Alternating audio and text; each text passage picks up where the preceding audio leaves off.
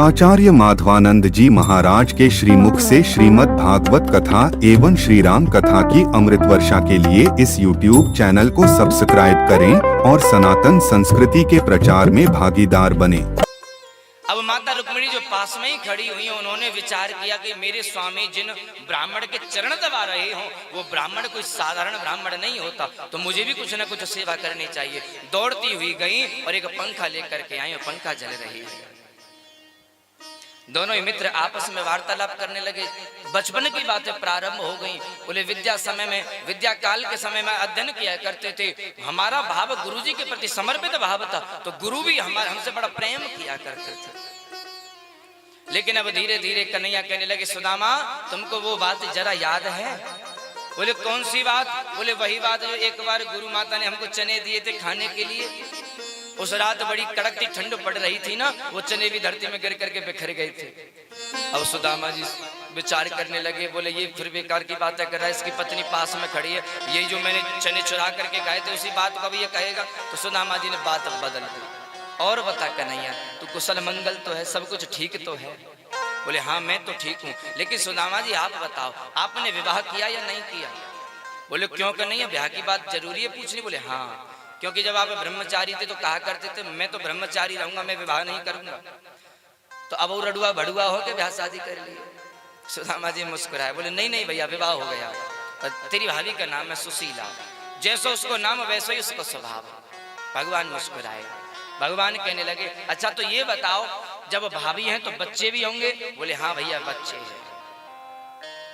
अच्छा भाभी हैं तो घर में जब उनको बताकर तो आई हो ना कि हमसे मिलने के लिए आ रहे? बोले हाँ बता करके तो आए, उन्होंने ही भेजा है।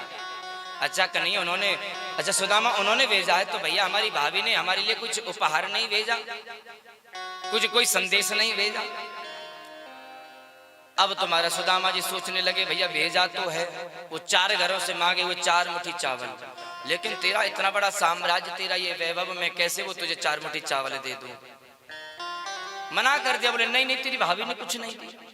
अच्छा भगवान तो जानते थे, बोले बगल में पुडरी दबा रखी लेकिन फिर भी मना कर रही है। बोले नहीं नहीं भैया कुछ तो दिया होगा। बोले कुछ नहीं दिया।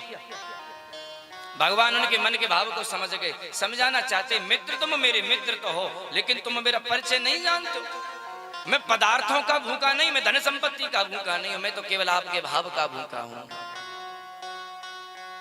लेकिन फिर भी भगवान तो बड़ी जिद्दी हैं। भगवान कहने लगे भैया सुदामा जब से तुम आए हो तब से हम देख रहे हैं तुमने एक हाथ अपनी छाती से लगा रखा है, कमर से लगा करके बैठे हो, कारण क्या है, हुआ क्या है?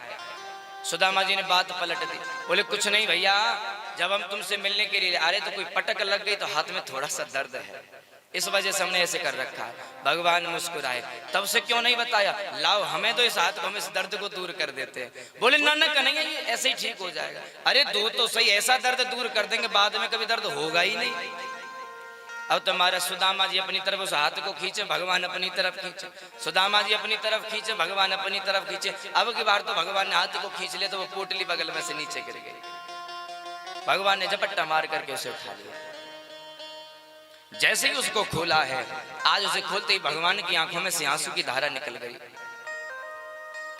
4 घरों से मांगे हुए 4 तरह के 4 मुट्ठी चावल अलग अलग दिखाई दे रहे हैं। आज भगवान समझ गए, बोले जिस कपड़े में वो चावल बंधे हुए वो भी न जाने कितनी जगहों से फटा हुआ है। सब कुछ समझ में आ गया जैसे ही चावल हाथ में लिए। आज देखते ही देखते 1 मुट्ठी चावल भरे हैं और अपने मुख में डाल लिया है। सुखदेव जी कहते हैं परीक्षित आज भगवान नारायण ने 1 लोक का राज्य सुदामा जी के नाम कर दिया। दूसरी मुट्ठी चावलों की भरी दूसरी मुट्ठी मुख में डाली है, आज दूसरा लोक भी सुदामा जी के नाम कर दिया। अब तीसरी मुट्ठी जैसे मुख में डालने वाले थे, पीछे से रुक्मिणी जी दौड़ करके आई, हाथ को पकड़ लिया। बोले महाराज क्या कर रहे हैं? ऊपर से तो कह रही हैं, बोले महाराज ये तो ब्राह्मण के घर का प्रसाद है, अकेले आप ही खा जाओगे? बोले अपने परिकर को भी दोगे, अपने परिवार को भी? आपका परिवार भी तो बहुत बड़ा है, सब थोड़ा थोड़ा ले लेंगे। लेकिन अंदर से कह रही है चौं जी इन्हीं को सब कछु दे दोगे? तीनों लोग इन्हीं को दे दोगे तो आपका कोई छोटा मोटा परिवार तो है नहीं, तुम कहाँ रहोगे ये बताओ? सब कुछ नहीं दे दोगे, अपने बच्चों के लिए कुछ छोड़ोगे कि नहीं? इसलिए हाथ पकड़ लिया। कुछ माताएं ऐसी होती है ना, बड़े अच्छे स्वभाव की होते हैं। होता क्या है कि महाराज वो तो पूजा कर रहे हैं, उन्होंने निकाल लिया 500 की पत्ती। किस लिए? बोले भागवत में मैं दान करके आऊंगा। अब उनकी जो पत्नी वो कहोनी मारती हैं, जरूरी है इतनी बड़ी पत्ती तो है? अरे थोड़े से कम कर दो, कोई जरूरी तो ये बोले 500 ही दान करो, दान तो कितना भी कर दो, 200 कर दो, 100 कर दो, कौन ही मार रही है। लेकिन ऊपर से कह रही है अच्छा तुम 500 का दान कर, अच्छा खुले हो तो खुले दान कर दो ना, इन्हें बाद में चढ़ा देंगे। फिर जब 200 की पत्ती निकल, तुम सुनते नहीं है, तुम्हारी समझ में नहीं आती। इसी बात मुझे यही बात बुरी लगती है। अरे और छोटे नोट नहीं, मैं दूंगी बटुआ निकाल कर, बोले खुले चढ़ाओ।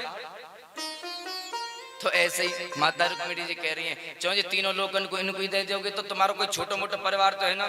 16,108 तुम्हारे ब्याह करे तुमने, एक ब्याह तो तुम्हारी बीती नहीं, अपने परिवार को कहाँ रखोगे। तो आज भगवान मुस्कुराए, मन की भावना को समझ गए, बोले जाओ ले जाकर के पूरे परिकर को प्रसाद बांट दो।